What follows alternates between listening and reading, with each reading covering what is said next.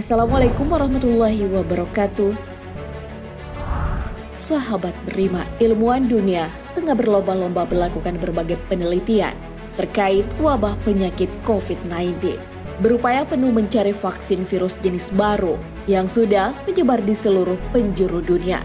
Hingga kini, ilmuwan belum satu suara terkait waktu berakhirnya pandemi COVID-19. Akan tetapi, jauh sebelumnya, Rasulullah SAW telah punya hitung-hitungan sendiri kapan berakhirnya wabah penyakit di suatu negeri. Lantas apa tanda-tanda wabah penyakit akan berhenti sesuai sabda Rasulullah SAW?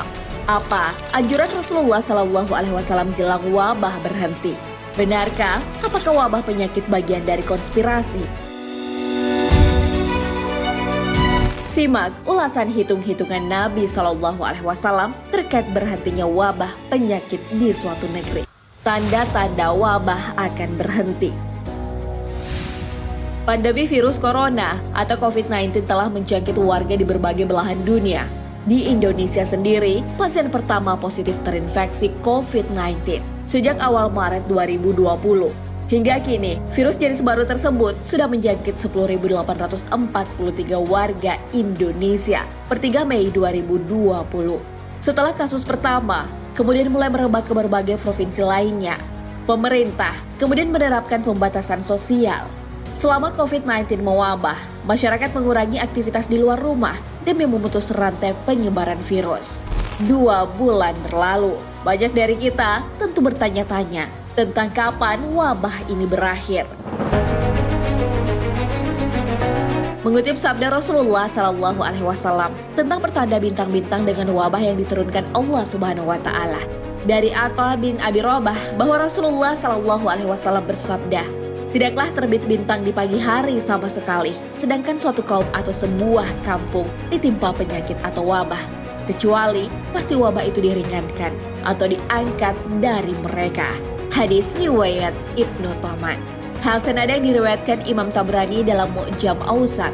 Tidaklah terbit bintang di pagi hari sama sekali, sedangkan suatu kaum ditimpa penyakit atau wabah, kecuali pasti wabah itu diangkat dari mereka.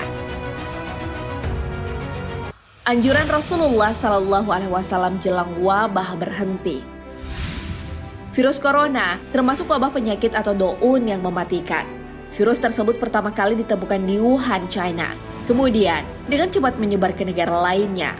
Dalam menghadapi wabah penyakit, Rasulullah SAW dulu menerapkan metode karantina. Metode ini pun diterapkan pemerintah di suatu negara untuk menekan penyebaran virus. Wabah penyakit menular bukan kali ini saja mengancam kesehatan masyarakat dunia. Di zaman Rasulullah SAW pun pernah terjadi. Akan tetapi, semua dapat dilalui. Kemudian manusia kembali membangun peradaban di dunia. Selain metode karantina dan lockdown sesuai anjuran Nabi SAW, beliau juga menganjurkan hal penting jelang wabah berhenti.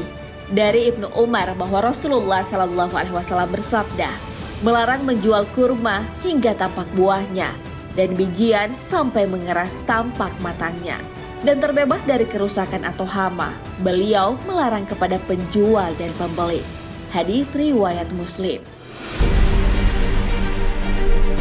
Rasulullah SAW jelas melarang aktivitas jual beli buah-buahan di tengah wabah hama yang merusak buah. Dari Utsman bin Abdullah bin Suraqah ia berkata, aku bertanya kepada Ibnu Umar tentang menjual buah-buahan yang masih muda.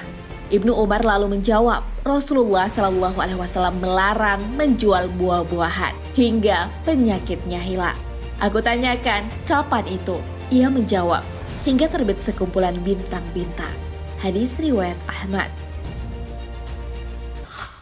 Wabah dan teori konspirasi yang beredar. Di tengah pandemi COVID-19 mewabah, berbagai teori konspirasi bermunculan.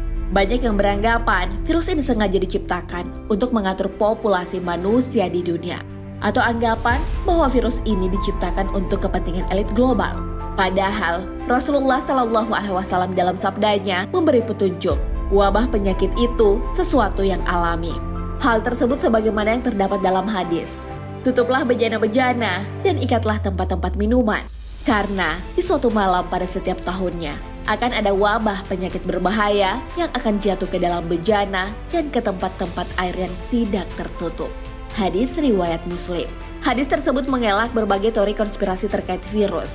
Sebab bahkan Nabi Shallallahu Alaihi Wasallam menyampaikan wabah bisa saja datang setiap tahun.